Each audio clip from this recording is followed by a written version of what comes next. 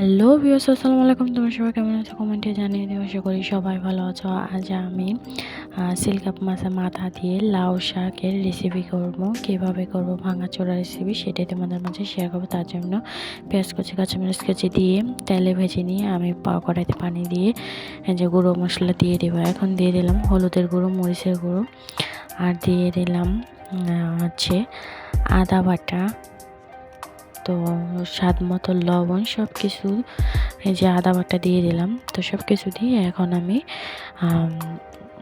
মশলাটাকে ভালো করে কষিয়ে নিচ্ছি।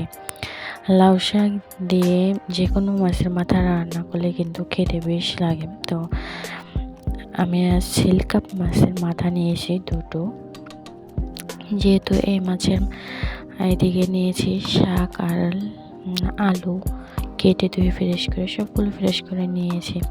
আর যেহেতু সিলকাপ মাছের মাথায় মাংস কম থাকে এজন্য মাথা দুটো নিয়েছি। আর পাঙ্গাস মাছ, অন্য কোনো মাছ, যে কোনো মাছের মাথা কিন্তু মাছটা একটু বেশি পরিমাণে থাকে, এজন্য একটা নিলেই হয়।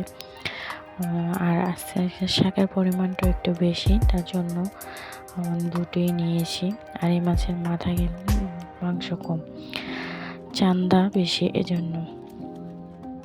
মাংস ওই যে মাছটা কষানোর জন্য একটু পরিমাণে পানি দিয়ে আমি ঢাকনা দিয়ে ঢেকে দিলাম। এখন জাল করে নেব। পানিটা টানিয়ে ভালো করে মাছের মাথা আর কি ভালো করে কষিয়ে নেব। প্রায় এরকম মাছের মাথা দিয়ে শাক সবজি রান্না করলে কিন্তু খেতে বেশি লাগে, খুব ভালো হয়। শীতের দিনে, শীতকালীন সময় যে কোনো সবজি দিয়ে রান্না করি না কেন, সব জিনিসই খেতে এত মজা হয়।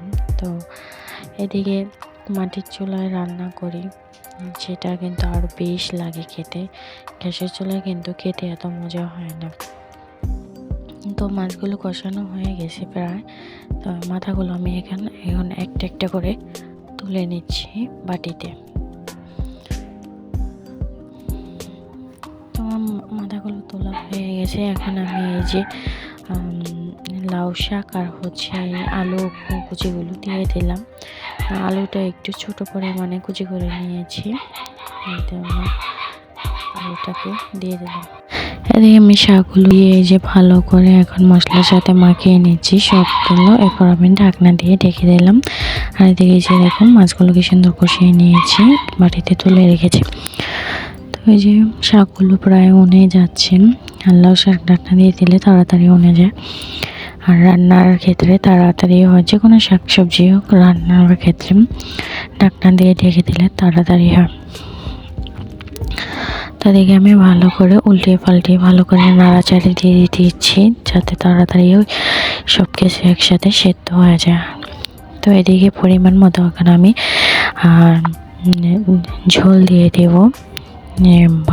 লাউ শাকটা ভালো করে তারপর আলুগুলো সেদ্ধ হওয়ার জন্য আমি ভালো করে ঝোল দিয়ে দিয়েছি পরিমাণ মতো। এখন ভালো করে সিদ্ধ করে নেব। আর তার উপরে আমি একটু শাকগুলো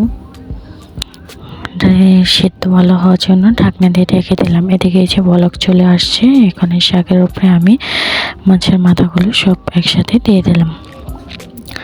তো এটাকে একটু কোনোরকম নাড়াচাড়া দিয়ে এটা ভাবে রেখে দেব।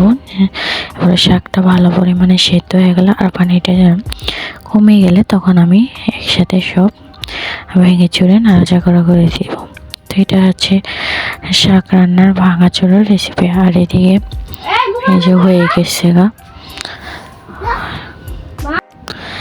এই যে এখন আমি শাকগুলো সব একসাথে ভালো করে নাড়াচাড়া করে দিচ্ছি। আর এখন মাথাগুলো সব ভাঙিয়ে চুড়িয়ে শাকের সাথে মিশিয়ে দিচ্ছি।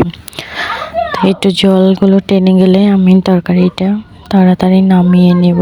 আর হচ্ছে এটাকে ভালো করে জাল করে নেব। মাথার মজকটা যেন বেরিয়ে আসে, এজন্য আমি খুঁতি দিয়ে এটাকে ভালো করে ভেঙে চুরে দিচ্ছি। তো ওদিকে বেশিক্ষণ জাল করব না, পানিটা টেনে গেলে আমি তরকারিটা নামিয়ে নেব। যেহেতু শাকের তরকারি বেশিক্ষণ জাল করলে শাক কিন্তু টক হয়ে যায়, খেতে কিন্তু ভালো লাগে না। তো ভিউয়ার্স, তোমরা যদি আমার চ্যানেলে নতুন হয়ে থাকো অবশ্যই আমার চ্যানেলটিকে সাবস্ক্রাইব করে লাইক কমেন্ট করে শেয়ার করে দিও। এতে কিন্তু আমাদের ভিডিও বানাতে উৎসাহিত লাগে এবং ভালো লাগে। তোমাদের মাঝে নতুন নতুন ভিডিও আপলোড দিতে খুব ইচ্ছে হয়। তো আর যারা আগের থেকে আছে আমার চ্যানেলকে ফলো করছো তাদেরকেও আমার ভিডিওটা দেখার জন্য সবাইকে ধন্যবাদ জানাই। আর তোমরা আমার ভিডিওটাকে একটু লাইক কমেন্ট করে শেয়ার করে দিও, অন্যরাও যেন দেখতে পারে। এদিকে কথা বলতে বলতে এই যে তরকারি ঝোলটা প্রায় টেনে গেছে, এখন আমি নামিয়ে নেব। তো এদিকে যে বলে আমি নামিয়ে নিলাম, তো প্রায় হয়ে গেছে তরকারি।